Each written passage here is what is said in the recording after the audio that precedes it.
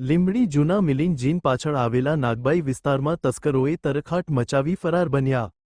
ત્યારે આ બાબત છે વાત કરવામાં આવે તો મનસુખભાઈ કુબેરભાઈ, જેઓ નાગબાઈ પાર્ક સોસાયટીમાં રહે છે અને જેઓ પોતાના વાઇફને હોસ્પિટલ ખાતે અમદાવાદ લઈ ગયેલા હતા, ત્યારે જેઓ ઘરે પોતે એકલા પરત ફરતા પોતાના ઘરની બારી તૂટેલી હાલતમાં જોઈ હતી, ત્યારે ઘરમાં અલગ અલગ જગ્યાએ તપાસ કરતા ત્રણેય રૂમમાં આવેલ તિજોરીઓ અસ્તવ્યસ્ત તૂટેલી હાલતમાં જોવા મળી હતી. ત્યારે આ બાબતે લીંબડી પોલીસને જાણ કરી હતી. ત્યારે આ મનસુખભાઈ, જેઓ છેલ્લા 25 વર્ષથી પોતાની આરપીએફ નોકરીમાંથી વય મર્યાદાથી નિવૃત્ત થઈ અને આશરે છેલ્લા 25 વર્ષથી જેઓ સિક્યુરિટીનો બિઝનેસ કરે છે, ત્યારે પોતાના ઘરમાંથી આશરે 1 લાખ ઉપરાંતની ચોરી થયેલ હોવાનું આ ભોગ બનનાર દ્વારા જણાવવામાં આવ્યું હતું. ત્યારે આ બાબતે તત્કાલ લીંબડી પોલીસને જાણ કરતા લીંબડી પોલીસ ઘટના સ્થળે દોડી આવી હતી અને આ બાબતે આ તસ્કરોને પકડી પાડવા માટે ભોગ બનનારને પોલીસ દ્વારા સહાનુભૂતિ આપવામાં આવી હતી. ત્યારે હાલ લીંબડી પોલીસ દ્વારા આ તસ્કરોને ઝડપી પાડવા કવાયત હાથ ધરવામાં આવી છે.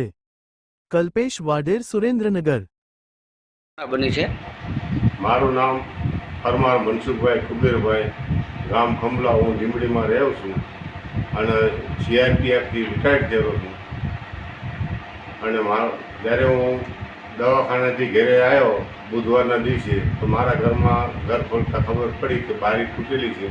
પછી હું બીજા રૂમમાં અંદર ગયો તો બીજા રૂમમાં પણ ઇતર સામાન હતો અને બીજા રૂમમાં ગયો તો તિજોરી તૂટેલી જોવા મળી અને ત્રીજા રૂમમાં ગયો તો એમાં પણ સામાન વિખરેલો પડેલો જોવા મળ્યો.